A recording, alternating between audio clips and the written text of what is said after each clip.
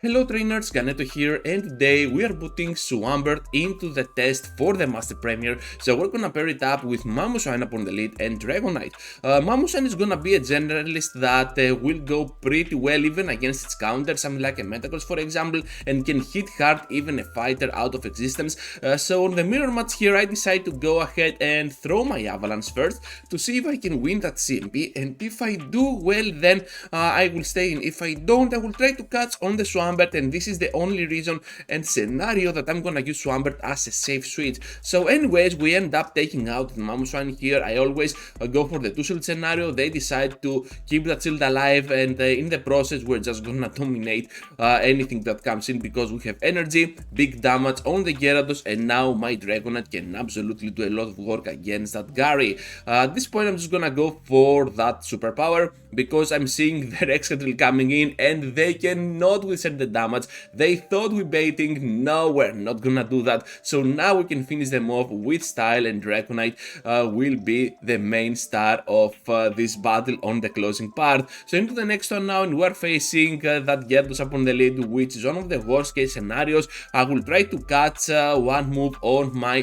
Dragonite because Waterfall is just gonna shred apart both of my Swampert and the Mamoswine, which is pretty bad here. Anyways, now we just need to destroy down this Dragonite, so I'm just gonna keep pressuring here for the second shield. Let's see if we can take it. No, they're just gonna go down, which is pretty fine by me.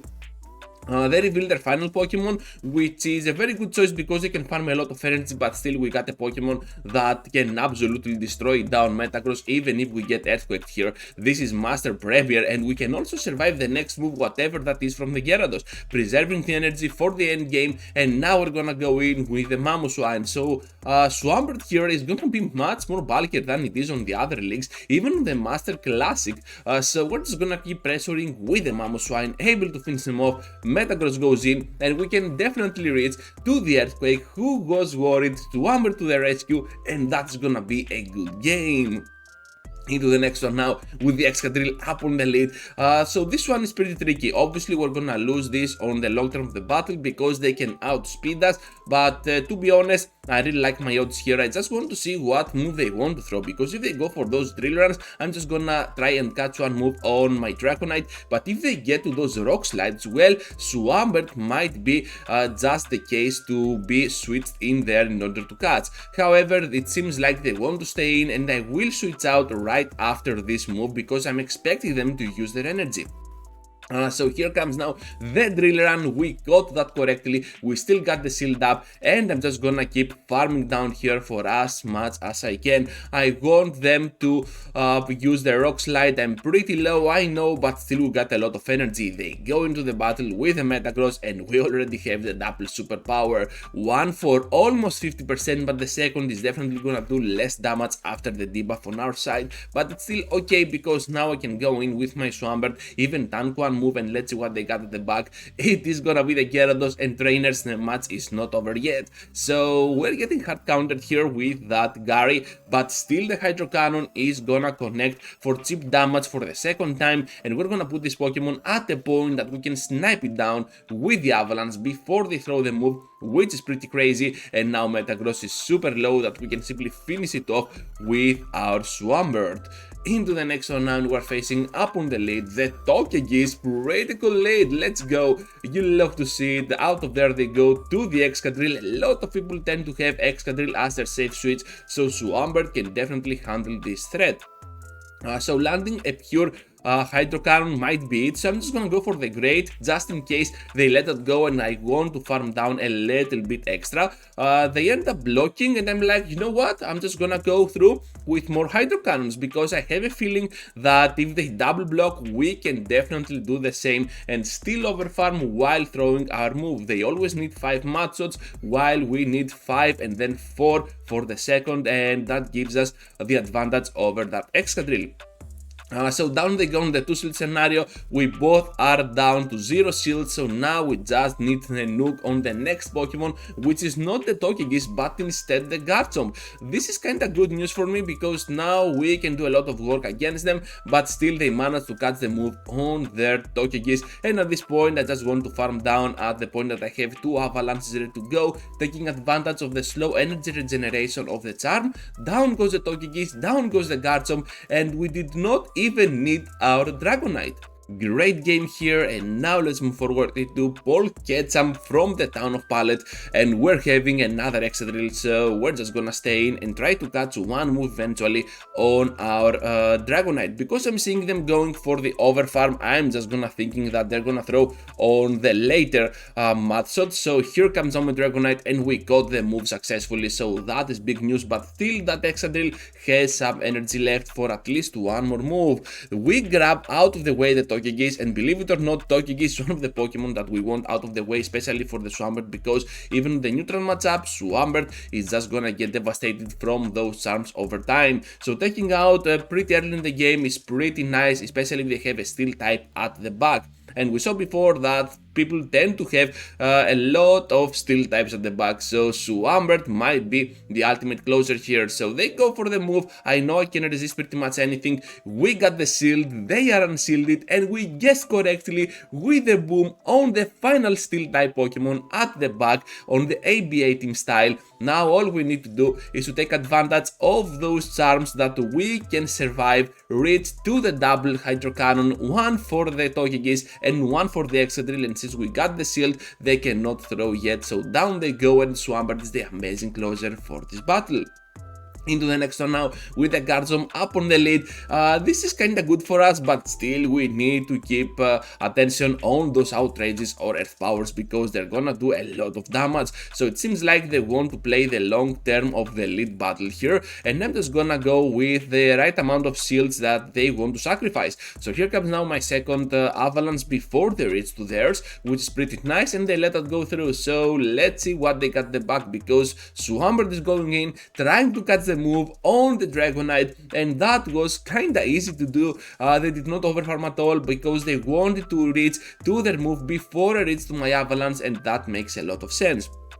So we get out of there the Sylveon, another time that we get deleted by Fairy type, and we just need to rely on the Swampert for the end game. We just need to go in now with our Mamoswine, tank those moves, whatever it is, we can survive, and absolutely farm down right after because they went for the Psyshock. Swampert goes in, and we just need to go for the Avalanche for big damage, but they decide to block, so it's all up to the Swampert mirror here, and they have slightly more energy than we do, and they get to the Hydro Cannon, which is okay, I guess, but if I were them I would go for the Earthquake for the big damage, and now I can simply reach to the next move and finish them off. If they get here to the Earthquake, well, the match is over. So yeah, Hydro Cannon for the win, and Swampert is gonna grab this amazing victory for our team. Into the next one now, and we're facing up on the lead the Gyarados. So what move do they have? Is it gonna be Dragon Breath or Waterfall? And it is Dragon Breath, which means that we can stay in for sure. Let's pressure now with those avalanches, and it seems like they get to that Aqua Tail right at the point that we get to the avalanche. We can take advantage of that and try to catch on the Dragonite once again, and here is the catch. Yes, trainers, I'm doing that a lot, and trust me, it works. You just need to have your Mamoswine up on the lead, and everyone is afraid of the avalanche because this Pokemon hits like a truck, so it makes it much easier than even anywhere else to catch this move on your Dragonite, and you're gonna do that pretty easily as well. So now my Mamoswine can go in, they are shieldless, and they get in the battle with that Metagross, so they get the big boom on their faces, and we're just gonna let this go through because we don't care even if that's an Earthquake, but instead it is the Meteor Mass, not gonna block that trainer. They get in there now with the Gyarados.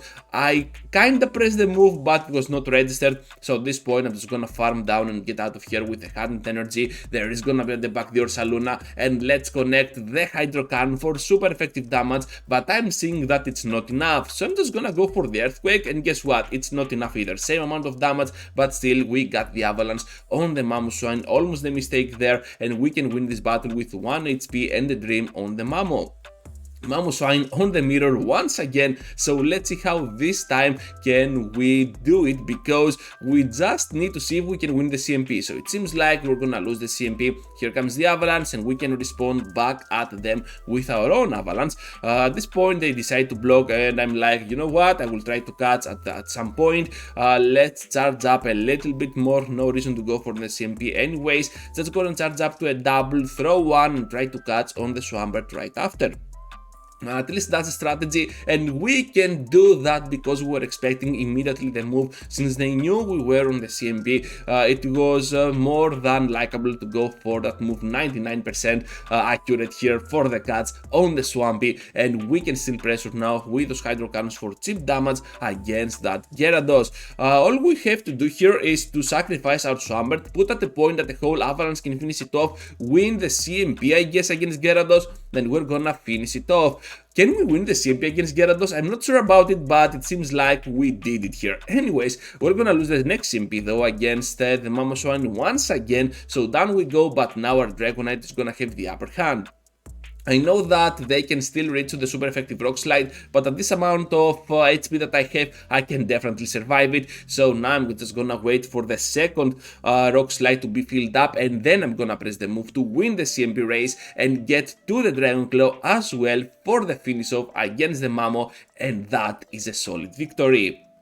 Mamoswine against Mamoswine once again. A lot of mirrors, I know, but I want to show you how easy it is for even bad scenarios when you lose CMPs to destroy down the enemy with a perfect amount of catches. So here comes now a move from their part, since they avoided the CMP on the first time, and I guess they're gonna go for the second. So double shield on my part once again. Look at that, trainers, and I'm pretty sure they can pressure for the second CMP for sure. I'm just gonna undercharge here because I want to farm down, but they end up going for the switch out to that drill runner, the Excadrill. So at this point I'm just gonna go in with my Swampert and try to do as much work as possible against this Excadrill. I know I can survive one more even with a glimpse of HP left, so now I'm just gonna keep pressuring with my Hydro Cannon, getting the shield out of the way, and now I'm just gonna go in with the Mamoswine. We just have to reach now to the big move, not gonna risk it for the Avalanche because they can still, I'm not sure if they can survive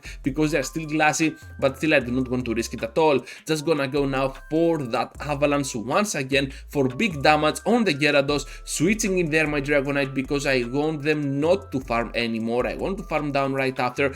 We can kinda do this on the Mamoswine though, and then finish off the battle with the Dragon Claw against the Gyarados, and that is another good game for our team. Into the final one, trainers, and we're facing a Dragonite this time. You'll love to see it. We saw no Dragonites at all, so let's have a final good lead for this team. At the switch we are met up with a Mamoswine, and our Swampert here can do a lot of work, especially on a Shadow Mamo, deleting it out of existence with a pure Hydro Cannon. They got to block, and now we can pressure for the second shield. Knowing this, I'm just gonna sacrifice one shield in the process, and my Swampert here is just gonna dominate this battle. They might be kind of afraid of my energy again at this point, so they are throwing the move. If I were them and counting the moves, well, anyone that could count the moves here would not throw, but perhaps they lost count, so that's why they threw. Totally understandable, happens to the best of us. So now they get in there with the Waterfall Gyarados, and that is devastating for my Mamoswine. But before I go out, I'm just gonna go ahead and do a lot of work against them with my Avalanche. Now gonna go in with the Dragonite, taking advantage of the shield that I have. And at this point, I'm just gonna completely farm down their Pokemon. Dragonite out of the way, Gyarados returns to the battle, and we're gonna connect the final Dragon Claw for the victory, and that is the final good game of this video.